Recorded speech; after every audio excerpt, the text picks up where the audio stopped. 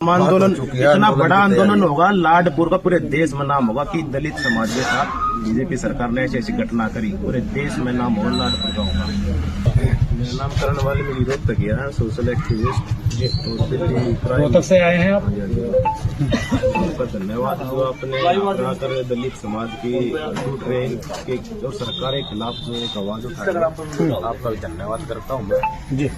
अभी क्या आप लोगों को पता लगा है, किस तरीके से देख रहे हैं, क्योंकि जैसा कि अंकल जी ने भी कहा कि लगभग 70% घरों वाल्मीकि समाज से जुड़े हुए लोगों के हैं। देखो जैसे कि मैंने यहाँ पे आके सारा घूम फिर कर देखा है, तो जैसे कि रोड तो 20 फुट का बहुत बढ़िया पहले से बना हुआ है और 33 फुट का रोड है बना हुआ, 30 का भी बना हुआ है, 35 भी है, 40 भी है। और सरकारें बहुत सारी सरकारें आई गई, वही रोड मेंटेनेंस पर में होता रहा।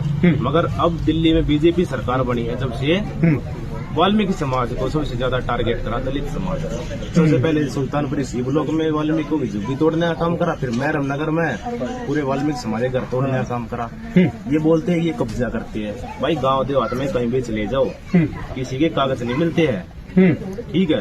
अब वाल्मीकि समाज के साहब वो कब्जा कर रहा है, दलित समाज जैसा वो कब्जा करते हैं। तो देखो मैं तो बीजेपी सरकार से ही कहना चाह रहा हूँ, देखो बीजेपी सरकार दिल्ली में लाने वाले सबसे बड़ा रोल है हमारा जी। और अगर ऐसे ही तुम अत्याचार करते रहे ना तो पूरे देश से तुम्हें मिटाने का भी काम करेंगे यही लोग हैं।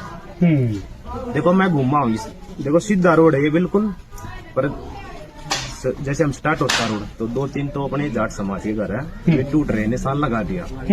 तो फिर आगे चल के वाल्मीकि और चमार भाइयों के घर है, ये टूट रहे हैं, वाल्मीकि मंदिर टूट रहा, फिर हमारे जाट समाज के घर शुरू हो जाते, फिर एकदम रोड घुमा दिया जाता है वाल्मीकि और हमारी जो दलितों की बस्ती है उसमें घुमा दिया जाता है, एकदम जेड की तरह दिखाने के बाद जेड की तरह घुमा के, और फिर वाल्मीकि वो सारे घर तोड़ दिए जा रहे हैं। फिर सामने फिर जाटों के घर, जाट समाज से जो हमारे भाई उनके घर शुरू हो जाते, फिर साफ की तरह घुमा दिया जाता है। तो आप कह रहे हैं एक तरह से नाइंसाफी हमारे लोगों के साथ, ये नाइंसाफी हम सहन नहीं करेंगे। और आज तो मैं एक खड़ा हूँ यहाँ पे, बहुत सारे मतलब आज तो 20-30 है, पूरा भारत देश का दलित समाज एक दिन इस लाडपुर गांव में खड़ा हो जाएगा अगर हमारे घरों को छेड़ने की कोशिश करी तो। ये मैं ऐलान कर रहा हूँ आपके चैनल से जी।